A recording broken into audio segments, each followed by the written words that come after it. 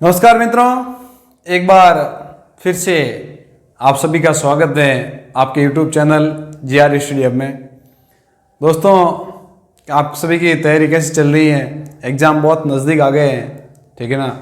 तो नज़दीक आ गए हैं तो आपको दिमाग में प्रेशर मत नहीं लेना है। अब आपको स्मार्ट स्टडी करनी है। स्मार्ट स्टडी कैसे? कि जैसे आपका चैप्टर क्लियर हुआ उसके क्वेश्चन आंसर निकालो, ज़्यादा से ज़्यादा मॉडल पेपर टेस्ट पेपर निकालो, ठीक है ना। अब वो बातें गई है कि आपको रट्टे मारने हैं, ठीक है ना, लिखने राइटिंग वगैरह काम बंद नहीं करना है। आपको वीडियो देखने, वीडियो को समझना है, आपको कॉन्सेप्ट क्लियर, वीडियो को देखने के साथ साथ जैसे वीडियो खत्म होता है आपका कॉन्सेप्ट खत्म हो जाना चाहिए, ठीक है ना। हमने पिछली कक्षा में हमारा जो चल रहा है राजस्थान का इतिहास, उसमें हमने चौहान वंश के बारे में चर्चा की थी, जिसमें अंतिम शासक जो आता है अजमेर का, उसमें आता है पृथ्वीराज तृतीय आता है, ठीक है ना। और उन्होंने गौरी के साथ तराइन के द्वितीय युद्ध 1192 ईस्वी में तराइन का द्वितीय युद्ध होता है, लेकिन किसी कारणवश पृथ्वीराज चौहान वो युद्ध हार जाता है और गौरी उसको कैद करके गजनी लेके चला जाता है और वहाँ उसकी हत्या हो जाती है, ठीक है ना। तो अब उसी क्रम में पृथ्वीराज का जो पुत्र है गोविंदराज, वो वहां से चलकर एक नए स्थान पर आ जाता है, वहाँ उसका नाम है रणथंभौर। तो आज हम बात करेंगे रणथंभौर के चौहानों का इतिहास, ठीक है ना। और आज आप इस वीडियो पर पहली बार हो तो इस चैनल को सब्सक्राइब करके जो हमारी प्लेलिस्ट है उसमें जाकर बाकी के जो सारे वीडियो है वो आपको उपलब्ध हो जाएंगे। और इस वीडियो को आप देखते हो तो अंत तक जरूर देखें, क्योंकि बहुत सारी चीज, बहुत सारी ट्रिक मैं वीडियो के बीच में देता हूँ। शुरुआत में देना मजा नहीं आता है, ना मेरी आदत है। मैं बीच में जैसे ही कोई हिंट आता है उसके ऊपर मैं ऐसे ऐसे आपको ट्रिक बता देता हूँ जिसको आपको याद करने में आसानी रहेगी, ठीक है।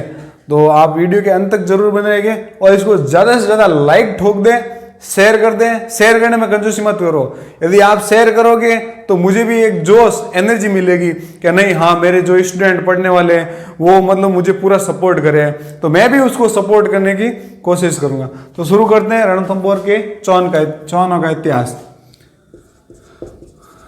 रणथंभौर के चौहानों का इतिहास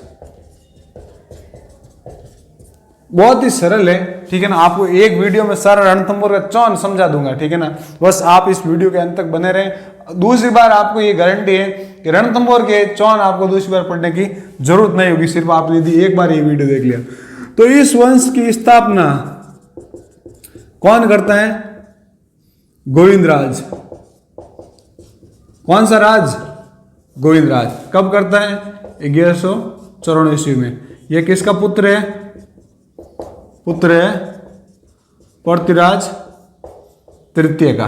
रगों में खून दौड़ता है इनके, ठीक है ना। तब इसने रणथंभौर में जाके चौहान वंश की एक नई शाखा स्थापना की थी, या वहां पर स्थापना की चौहान वंश की, ठीक है ना।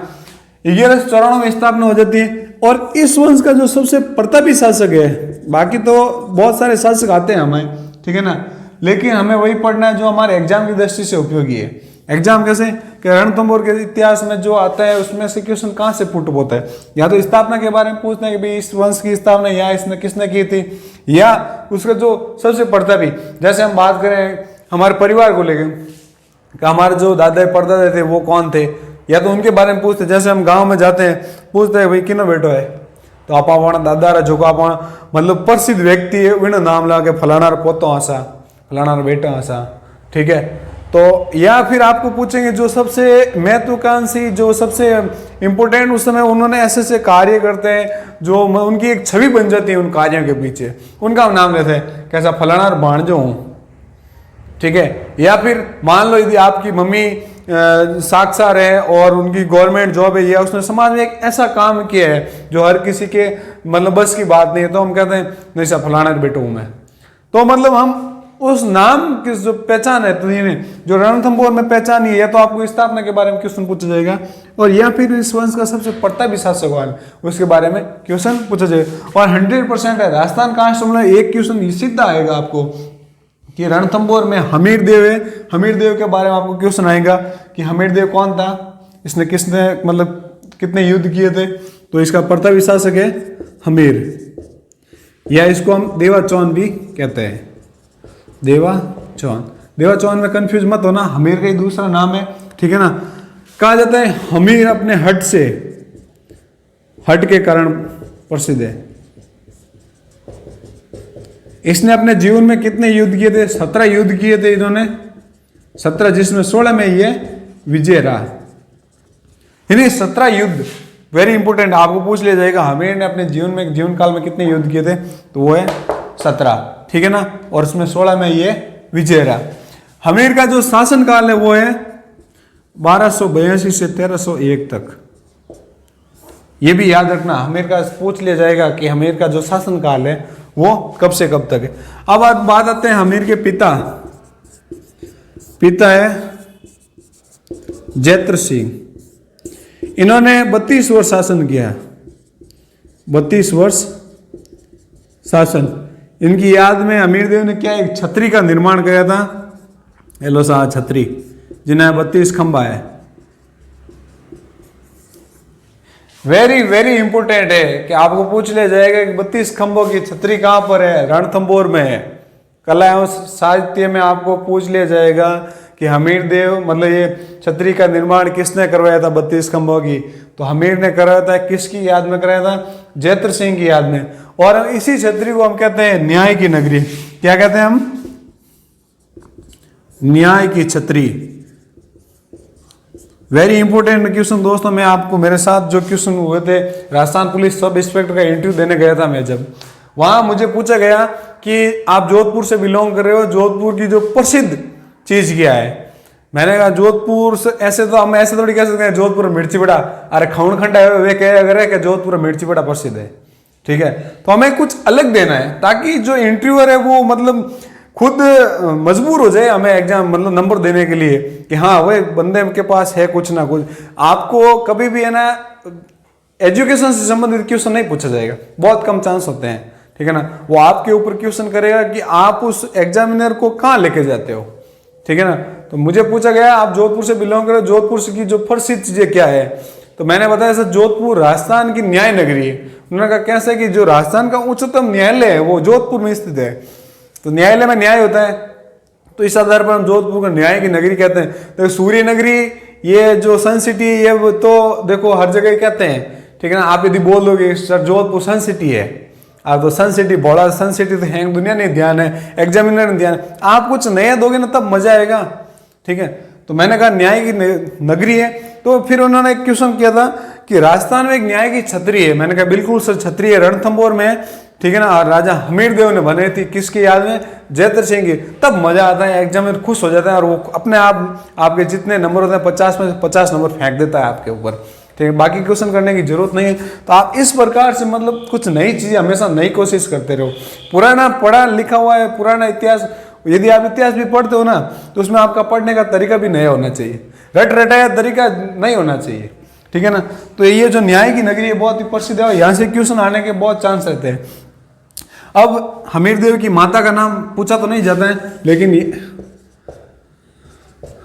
माता है हीरा देवी। अपन कहीं करना लिखना भाई, कहीं ध्यान यार, भरोसा नहीं है एग्जाम का कटू, क्योंकि 17 लाख की भीड़ है, 17 लाख वो 5000 लेना है छाटने वास्ते पूछ ले। अपन माता पिता ने कौन पूछे? अरे माता पिता ने पूछी भाई, माता पिता बिना अपना अस्तित्व ही खत्म है, ठीक है।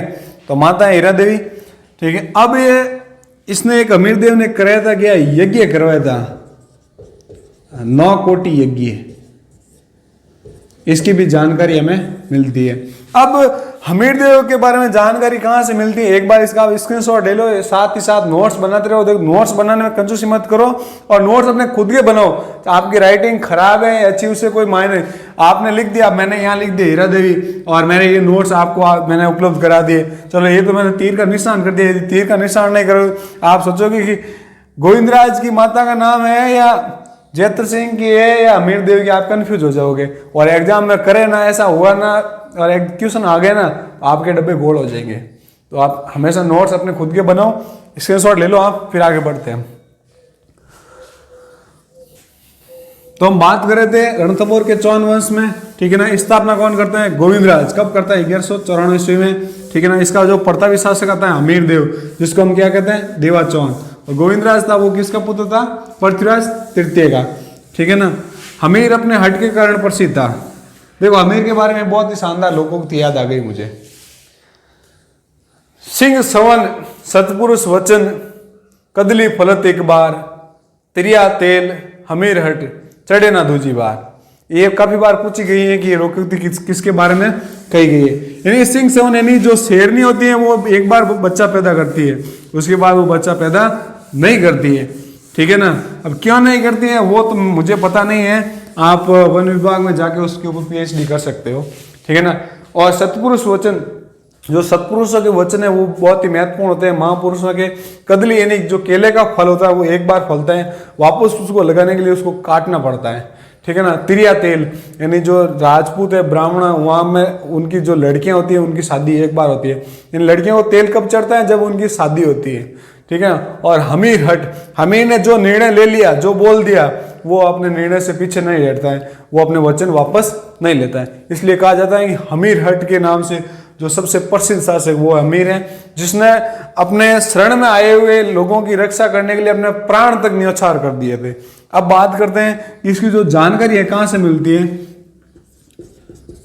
रणथंभौर, देखो जानकारी कहां से मिलती है। फेसबुक व्हाट्सएप तो हाको नहीं उल्टे, तो उल्टे हम कहीं यहाँ क्या तो ग्रंथ आन के शिला लेगा। अब ग्रंथ में कहीं कहीं आवे, सबों पहले आप लिख दो हमीर मद मर्दान। काफी बार पूछा गया है एग्जाम में, कौन है? जय सिंह सूरी इसका जो लेखक है। फिर आता है हमीर महाकाव्य। ये दोनों जो है वेरी इंपॉर्टेंट, आप इसको स्टार लगा के लिख देना, एग्जाम में बहुत ही उपयोगी है। हमीर से क्वेश्चन आएगा, यदि हमीर के जीवन खुद की में क्वेश्चन आएगा तो आपको पूछ लिया जाएगा कि हमीर महाकाव्य के रचनाकार कौन है। ये भी एक सूरी है, कौन सा सूरी है? नयनचंद्र, ठीक है। अब आता है तीसरा, आता है हमीर हट। हट किसका है? एक शेखर आता है, चंद्रशेखर, उसकी ये रचना है। तो तीन और भी बहुत सारे इतिहासकार है, ठीक है, बहुत सारे ग्रंथ, लेकिन वो जो इम्पोर्टेंट हमारे परीक्षा की दृष्टि से वो है तीनों, इस तीनों में से क्वेश्चन आएगा। स्क्रीनशॉट ले लो, फिर हम आगे बढ़ते हैं।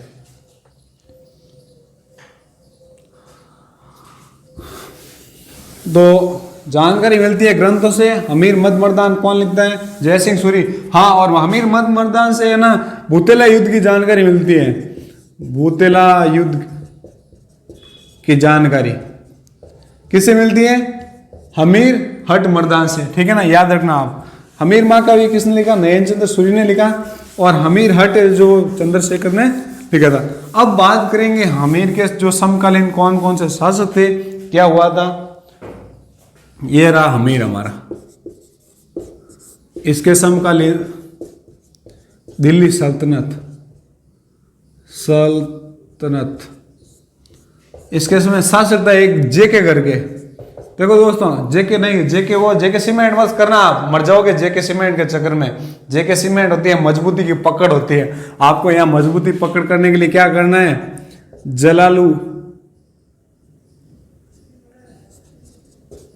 जलालुद्दीन खिलजी, ठीक है ना। ये उस समय था 1256 तक, लास्ट इसमें था 1296 तक आता है ये, ठीक है ना। इसने आक्रमण किया था किस पर? हमीर पर। कब किया था? क्योंकि आपको डेट में कंफ्यूज नहीं होना है। हमें तराइन का युद्ध अच्छे तरह से याद है। तराइन का युद्ध कब हुआ था? 1191 में प्रथम युद्ध, 1192 में द्वितीय युद्ध। तो इसी ने सेम 100 वर्ष बाद युद्ध किया था, मतलब आक्रमण किया था 1291 और 1292 में, ठीक है ना। तो सफलता मिली नहीं, तो इसने क्या कहा जेके ने कि मैं इसे मतलब रणथंभौर पर आक्रमण किया था। और रणथंभौर के बारे में बता देता हूं कि ये जो एक पहाड़ी है, ठीक है ना, और इस पहाड़ी पर ये बना हुआ है किला रणथंभौर का। और इस पहाड़ी से पहले एक जैन का दुर्ग बना है, जैन दुर्ग। यानी इस रणथंभौर को जीतने के लिए इस दुर्ग को जीतना, तो इसको कहते हैं रणथंभौर की कुंजी। क्या कहते हैं? कुंजी, ठीक है ना। सबसे पहले हम यदि पूंजी को जीत पाते हैं ना तो हम रणथंभौर पर आक्रमण कर पाते हैं। इन्होंने 2 बार घेरा डाला था लेकिन दोनों ही बार ये सफल नहीं होता था। जब हम किसी चीज से असफल हो जाते हैं बार बार प्रयास करने के बाद, तब उस चीज में ही दोस्त, जैसे मान लो हम घर वालों से बार बार मोबाइल मांगते हैं एंड्रॉइड, कि हमें मोबाइल दे रहा हो मोबाइल दे रहा हो, लेकिन घर वाले बार बार हमें निराश कर देते हैं। तो फिर हम कहते हैं कि नहीं, मेरे पास तो कीपैड ही ठीक है ना। तो हम उस चीज को मतलब प्राप्त नहीं होती है तो उस चीज के बारे में ऐसे वर्ड बोल देते हैं। जैसे लोमड़ी की कहानी सुनी होगी आपने, लोमड़ी और अंगूर की। वो अंगूर के लिए बार बार प्रयास करती है लेकिन अंगूरों तक नहीं पहुंचती हैं, तो फिर कहती है अंगूर खट्टे हैं। अंगूर कभी खट्टे नहीं होते हैं। तो इस जलालुद्दीन यानी इस जेके ने क्या कहा था रणथंभौर के बारे में, कि मैं इस दुर्ग को मुसलमानों के वाल के बराबर नहीं समझता। अब भाई समझे नहीं समझे बात थारी प्रॉब्लम है, लेकिन थारो जीती जियो को नहीं। सीधो इस बात है कि भाई मैं इन्हें दुर्ग ने नहीं जीत सक्यो, वो आप मतलब एक बहाना बना लियो। कहीं आप तैयारी करो राजस्थान कांस्टेबल, एक बार पेपर दियो, 2 बार पेपर दियो, 3 बार पेपर दियो, पर सिलेक्ट नहीं हो ना। आप कहीं पुलिस की कोई नौकरी है, अरे बेटा पुलिस की नौकरी गणी है जिन टाइम हाथ में लट आवे नहीं, उन टाइम IPS अधिकारी या करे वो, ठीक है नहीं।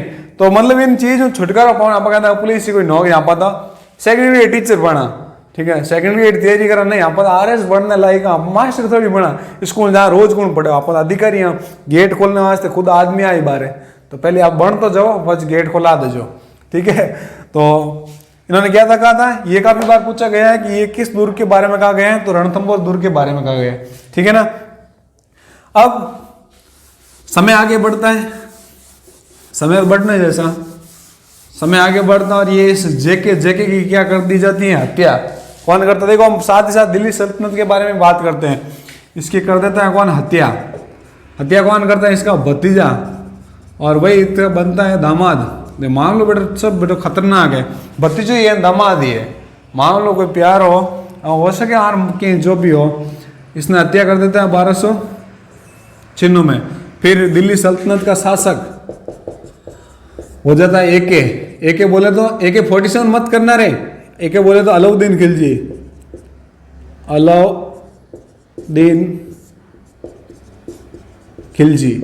इसका जो शासनकाल है वो है 1296 से लेकर 1306 तक, 16 तक, ठीक है ना। 20 वर्ष शासन करता है। बहुत ही खतरनाक प्रजाति का व्यक्ति था। इसकी वजह से राजस्थान में बहुत सारे जोर हुए थे, केसरिया हुए थे। देखो जोर और केसरिया के बारे में बता देता हूं कि जोर कब होता है, जब बाहरी आक्रमणकारी होता है ना, बाहरी आक्रमणकारी, तब ये करते हैं जोर अपनी इज्जत को बचाने के लिए, अपनी शान मान मर्यादा को बचाने के लिए क्या करते हैं, जोर करते हैं। कौन, रानियां और पुरुष करते हैं केसरिया, कि यार आज तो आर पार की लड़ाई होगी, या तो कांस्टेबल इस बार क्लियर होगा, नहीं तो कांस्टेबल का फॉर्म नहीं भरेंगे। तो आपको भी इस संग्राम में जोर करना है, सोच लेना जोर करना है आपको। जोर ये नहीं, मरनो नहीं है, मरना का ही नहीं होला, जिंदगी घनी प्यारी है। कांस्टेबल नहीं बनो तो आप IAS अधिकारी बनोला, ठीक है ना। हमारा सपना है कि थे सब IAS अधिकारी बनो जाड़ा हो, ठीक है। तो आपने जोर इनमें करना, पेपर में जोर करना है, पेपर फाड़ना नहीं है, पेपर में ओमा सीट में राइट गोला कर जोर करना, आपने आर पार लड़ाई लड़नी है, ठीक है। तो जोर तभी होता है जब बाहरी आक्रमणकारी आक्रमण करते हैं और मान लो ऐसी स्थिति आ जाती है कि आक्रमणकारी जो दुर्ग के अंदर प्रवेश कर जाते हैं, और फिर ये होता है आर पार की लड़ाई होती है। तो जोर में महिलाएं करती है जोर, और केसरिया करते हैं पुरुष। कौन करते हैं, एक अर्ध सका हुआ था, आपको जो याद होगा तो जैसलमेर में, जिसमें पुरुष केसरिया कर लेते हैं लेकिन रानियां सेटलमेंट कर ले। सेटलमेंट करना मतलब है, मतलब टाइम नहीं मिले wane, तो जब तक वे आक्रमण के आन wane दबोच लिया करे, ठीक है। तो अब बात करेंगे अब दिल्ली के जो शासक है उसके जो समकालीन हमीरदेव है। अब भाई जेके ने आक्रमण किया तो अब एक पीछे थोड़ी रहेगा। हमीर दिल्ली सल्तनत कौन है, एके, एक बोले तो अलाउद्दीन खिलजी। आप समझ जाना, मैं बार बार अलाउद्दीन खिलजी का नाम नहीं लूंगा क्योंकि मेरे खून में ना मतलब करंट आता है, इसका नाम लेता हूँ क्योंकि इसकी वजह से राजपूत समाज जो हमारी जो संस्कृति है उसको बहुत ही ज़्यादा नुकसान हुआ है। तो आप एक एक मतलब समझ जाना। इसने आक्रमण करता है कौन, कब करता है? 1299 में प्रथम आक्रमण करता है। अब आक्रमण करने का कारण क्या है वो आपको बता देता हूँ। कारण, पहला कारण है साम्राज्यवादी नीति के तहत। अब जाहिर सी बात है, दो शासक मतलब अपने अपने साम्राज्य का विस्तार करेंगे तो युद्ध तो होना ही है। दूसरा, अमीर द्वारा कर ना देना।